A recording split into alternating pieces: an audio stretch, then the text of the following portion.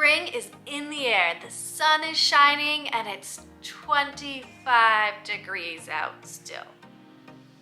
It's still really chilly here, but we're gonna pretend that it's springtime.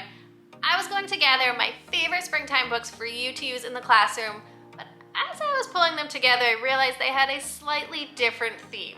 So come with me and we can check it out.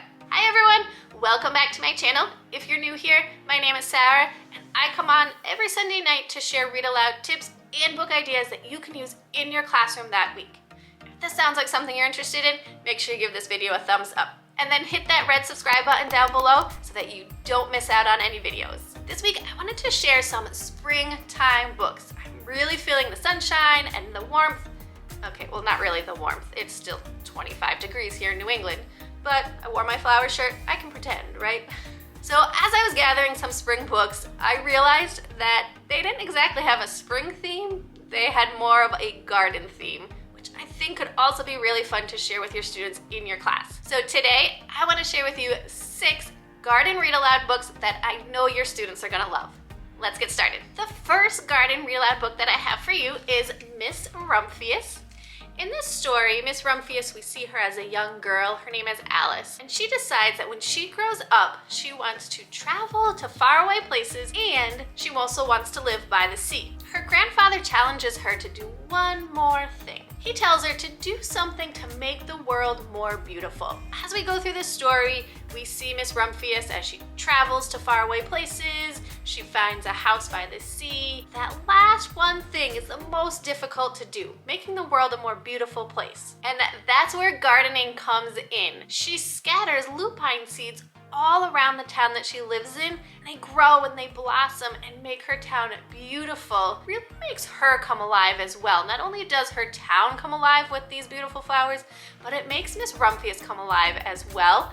And it's such a beautiful story about how we can all have a part in making the world a more beautiful place, and that gardening is a great place to start with that. The next garden read aloud book that I have is The Gardener. This one is about a young girl who's living in the Depression era. The whole story is told through letters.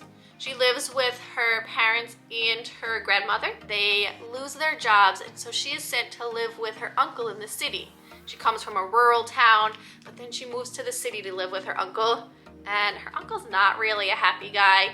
He owns a bakery, and he never smiles. Lydia, the girl in the story, decides that she really wants to see him smile, and one of the ways that she knows how is by planting flowers. So at the end of the book, she has a surprise for him in hopes that she can get him to smile. And this is a wonderful book about how happiness can be found in the simplest of things, such as gardening and beautiful flowers. This is a great story to share with your students. The next gardening book is one of my favorites, How Groundhogs Garden Grew. In this book, Groundhog is stealing vegetables from all of the other animals. Squirrel says, wait a minute, those don't belong to you. You should plant your own garden. Groundhog says, but I don't know how. So Squirrel spends the rest of the story explaining to Groundhog how to plant a garden and all of the work and patience that needs to go into creating your own garden. At the end, he has all these vegetables and he doesn't know what to do with them. So he finally decides to invite all of his friends and share all of his vegetables with his friends.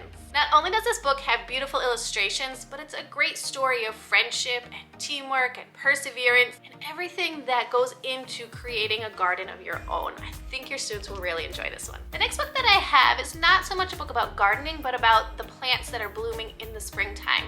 And this one is called Bloom Boom. Even though the words in this are very simple and there are not many of them, it reads like poetry. So this would be a perfect one to share in even April when if you're talking about poetry in your classroom. There are gorgeous photographs of real plants in here that I think your students will really enjoy. And then in the back, there's extensive back matter that goes into more information about each of the plants that is shown on the pages.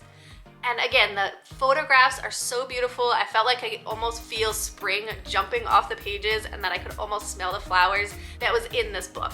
So definitely grab this brand new one. Another garden read aloud book that I have for you is Up in the Garden and Down in the Dirt. In this story, a grandmother is teaching her granddaughter how to garden, where you start with creating a garden and how everything works together to make that garden come to life. How all of the plants and the bugs that are down in the dirt and the animals that are up in the garden and the people that take care of the garden, and the weather, the sun, the rain, all come together to make a garden bloom. It shares that not only do we see everything that's happening above the land, but that secret world that's down beneath the dirt that works hard throughout the spring and the summer to make this garden come to life. And in the back, there's a glossary of all the animals that are talked about throughout the story, so I think your students would be really interested in hearing about all the animals that are talked about in this book as well. Another garden read aloud book that I have for you is We Are the Gardeners. And I love how this story talks about the hard work that goes into creating a garden. I am not someone who is great at gardening. So this book was almost a breath of fresh air, explaining that there are a lot of times when creating a garden, we're gonna fail. And that we need to try again and not give up and work hard to make these plants come alive and grow and blossom. So not only does this book talk about how to plant your garden and how to create one, but it gives that encouragement, that positivity needed to have a growth mindset when it comes to planting your own garden. That there are many mishaps that you may encounter, but you're learning lessons along the way, whether it's about gardening or about life in general. So another great read aloud for gardening to share in your class. So all of the books that I shared today, I'm gonna leave links to in the description down below so that you can grab them easily. And then I also told you that I had a freebie for you to go along with How Groundhogs Garden Grew. So the freebie that I have for you today is called an at-home read aloud. And this is a guide to help families read aloud with their children at home.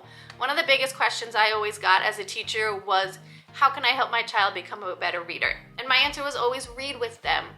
But they didn't always know how. They didn't know what questions to talk about or how to really bring the book to life. So that's why I created these at-home read alouds. And for each one, it gives a summary of the book, as well as discussion questions that they can ask to go along with this specific book.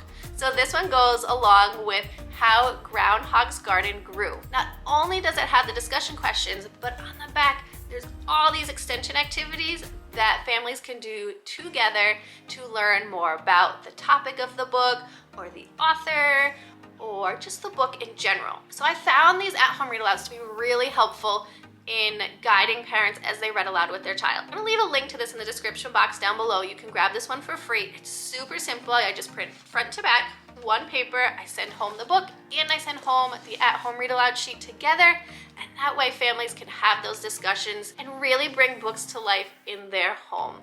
I found that parents were so excited to have this because it really guided them and prompted them with how they should read with their child at home. I hope that you're excited about spring and that you'll be able to use some of these books in your classroom over the next couple of months. If this video was helpful for you, make sure you give it a thumbs up and then hit that subscribe button down below, because I come back every Sunday night with new read aloud tips and book ideas that you can use right away in your classroom. Have a great week. This is How Groundhogs